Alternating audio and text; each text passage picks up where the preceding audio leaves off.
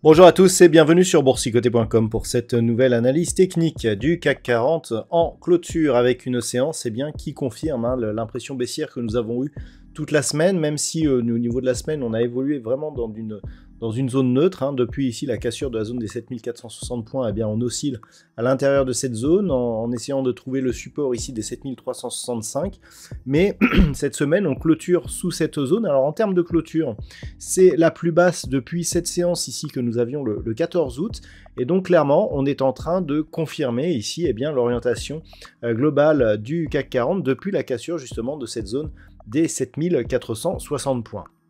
Au terme de cette séance, donc, le CAC 40 clôture à 7338,67 et perd 1,17% par rapport à la clôture de la séance précédente.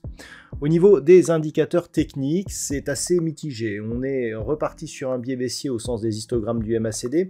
Le RSI est toujours en zone neutre et on a toujours des volumes supérieurs à la moyenne, mais en baisse par rapport à la séance que nous avions mercredi. Donc pour l'instant, ça va plutôt dans le sens de la confirmation justement de ce biais baissier. Au niveau du palmarès des valeurs, alors nous avons quelques grosses chutes, mais en termes de hausse, nous avons tout de même quelques belles progressions, à l'image d'Accor Hotel qui gagne 1,92%, Unibail Rodamco Westfield plus 1,68%, le grand SA, BNP Paribas ou Orange sont sur des hausses proches de 1%. Au niveau des plus fortes baisses, là par contre ça pique un petit peu plus. Kering perd 7,96%, Hermès moins 4,13%, donc on voit le luxe fortement baissier et c'est ce qui tire l'indice parisien à la baisse.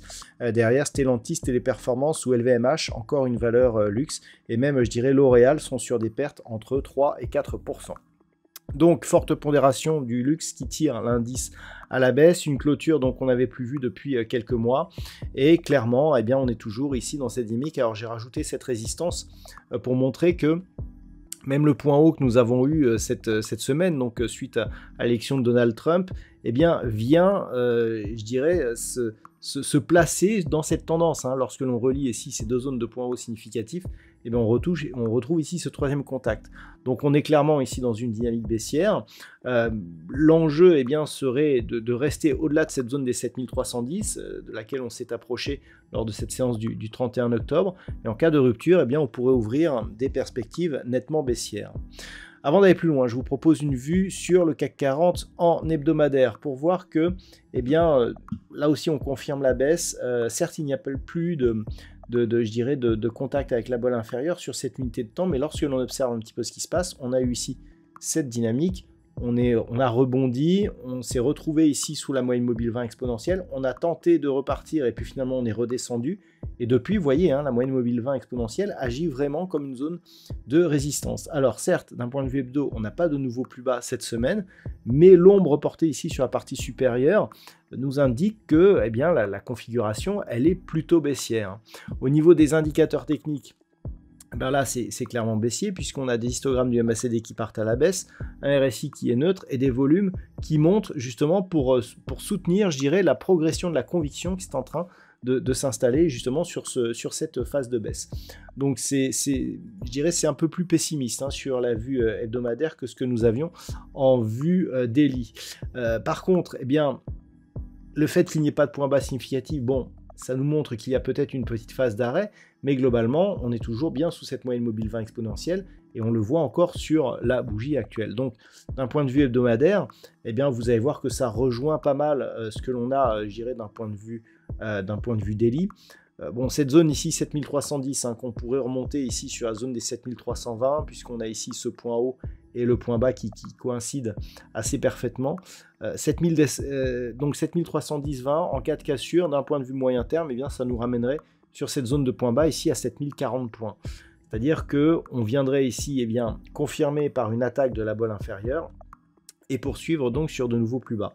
Si tel était le cas, eh bien on confirmerait ici une impulsion qui rebondit et qui repart. S'il y a cassure du précédent point bas, on sera dans une phase de confirmation. Lorsque l'on observe ici ce qui se passe au niveau des retracements de Fibonacci, on peut constater ici que le rebond est venu chercher ici le retracement à 61,8%, qui était très proche de la zone des 7800 points, et ensuite est reparti à la baisse. Qu'est-ce que ça veut dire? Ça veut dire que tant que l'on ne casse pas 61,8%, eh bien on reste dans une phase baissière, qui est certes moins forte que si on était venu par exemple juste toucher le retracement des 38,2, mais on reste sur une phase baissière. Eh bien là, on est totalement dans cette, je dirais, dans cette configuration.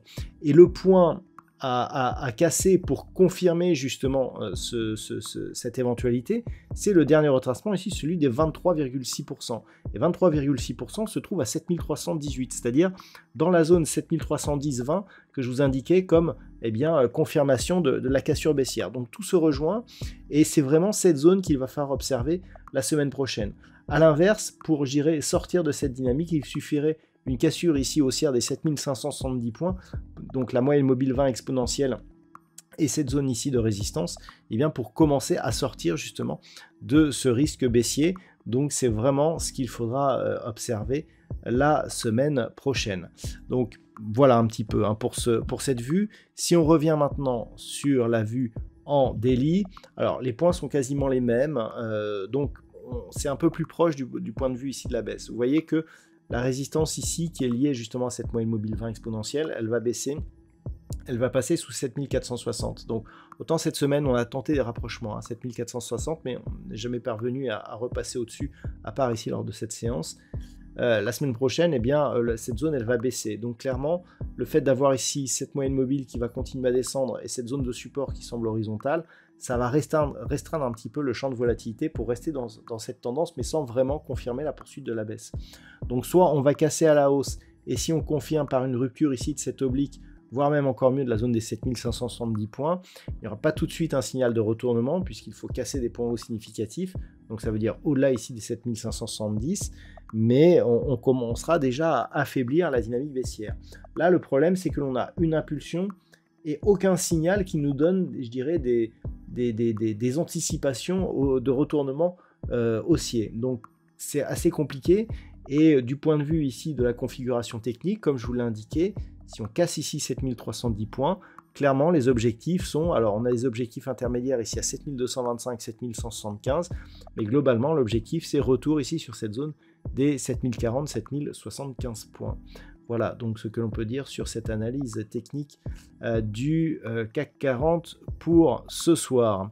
D'un point de vue statistique, on est dans la lignée de ce que nous avions avant, je dirais, cette série de bougies ici où on avait des statistiques insignifiantes. Donc toujours assez neutre pour le début de la semaine prochaine, mais avec une hausse qui pourrait survenir vers le milieu, voire la fin de la semaine. C'est la statistique, hein, donc c'est des moyennes, ça peut arriver avant ou après, mais en tout cas, en sortie de cette phase neutre, on serait plutôt sur une probabilité haussière qui viendrait donc contredire la configuration technique que sur une probabilité baissière. Voilà donc ce que l'on peut dire pour aujourd'hui. Je vous souhaite donc de passer un très bon week-end. On se retrouve dès la semaine prochaine pour d'autres analyses techniques, toujours sur le site boursicoté.com.